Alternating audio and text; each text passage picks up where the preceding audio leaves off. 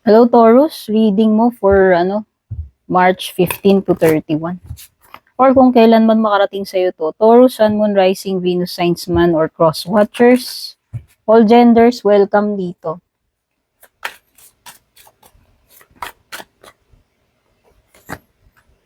Strength card, Leo energy, Page of Wands, Cancer, Aries, Leo, Sagittarius, Page of Cups, Cancer, Scorpio, Pisces energy. Overall, baliktad kasi yung baliktad yung strength card mo. So, ang nakikita ko dito, may mga difficulties, tas mahihirapan ka. Mahirapan kang makakope. Kasi pinanghihinaan ka.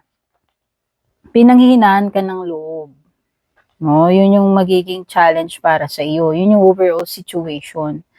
So, regarding sa career mo man yan, sa pera, sa ibang bagay, sa love life mo, parang hindi sapat yung strength hindi sapat yung strength para ma-overcome mo yung situation. So, asahan mo na magiging very challenging talaga para sa'yo yung mga kakaharapin mo.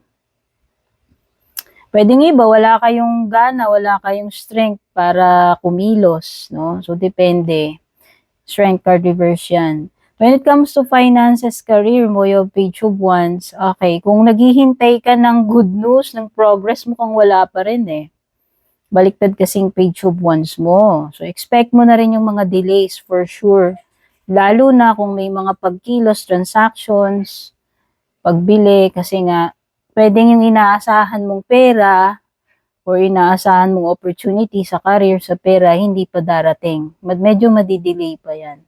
So, pagdating naman sa love life mo, ganun din. Kasi you have the Page of Cups. Kaya kung nag-expect ka, kung magre-reach out na tong person na to, kung nag-expect ka na meron ng good news na darating tungkol dito about sa relationship nyo, sa person mo, mukhang wala pa rin. Okay?